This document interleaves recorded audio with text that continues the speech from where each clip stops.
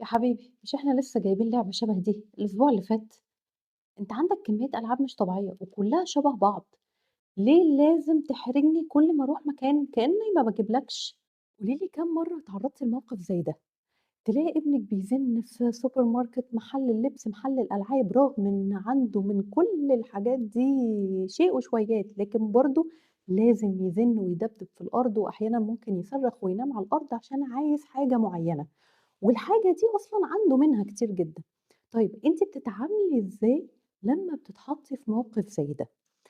من خبرتي المتواضعة كده هاقول لِك حاجات بسيطة جدًا لازم تعمليها مع ابنِك لو اتعرّضتِ لموقف زي ده. طبعًا أنتِ لو قعدتِ تشرحي من هنا للسنة الجاية إن مش أي وقت بنقدر نشتري فيه الحاجة، ابنِك عمره ما هيفهم، مش عشان هو عنيد، بحكم سِنّه وعقله المتواضع هو مش هيفهمِك أصلًا وهيفضل يزن برضه.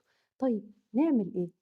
نعمل قايمة اسمها ورقة الأمنيات، sticker كده بيتلزق تحطي فيه الحاجات اللي ابنِك محتاجها شهريًا، ودي اللي بالشهر دي اللي هي الحاجة الكبيرة اللي هو بيبقى عايزها، ودي طبعًا بتيجي في يوم في الشهر حسب ميزانية الشهر. الحاجة التانية حاجة اسمها قايمة المشتريات، زي القايمة دي بالضبط، بتحددي فيها مثلًا لو ابنِك عايز لبس، تحددي برضه يوم معين مثلًا في شهر 4 إحنا هنجيب لبس للطفل، وبرضه ده بيبقى على حسب ميزانية البيت. الطفل لمّا بيتعود إن في حاجة اسمها نظام من البداية، إن مش كل حاجة هتبقى متوفرة في أي وقت، حتى الحلويات بتتاكل في يوم معين في الأسبوع، ده بيريحِك جدًا وبيخلّي الدنيا مش عشوائية معاكِ. وعايزة أقول لكم حاجة كمان، بلاش أسلوب لو ما سكتّش أنا مش هاجيب لك حاجة حلوة، لو عملت الواجب صح أنا هاجيب لك اللي نِفْسك فيه.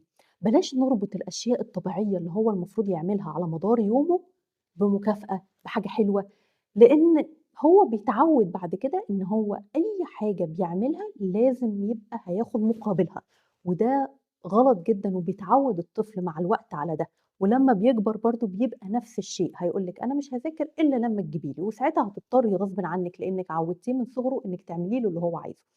حاجة مهمة بقى عايزة أقول لكم عليها، لازم نعوّد الطفل على العطاء، إن هو يشارك حاجته، ما يبقاش بيحب حاجته أوي وما بيسمحش لحد إن هو يلعب بيها، لازم تعوّدوا الطفل إن في حاجة كده اسمها حصّالة، هو بيحوّش فيها أي فلوس بتيجي له، وبيطلّع من التحويشة بتاعته دي فلوس للأطفال اللي ما يقدروش يجيبوا الألعاب وما يقدروش يجيبوا الحاجات اللي هو يقدر يجيبها. لمّا الطفل برضه بيتعوّد على كده من صغره، بيكبر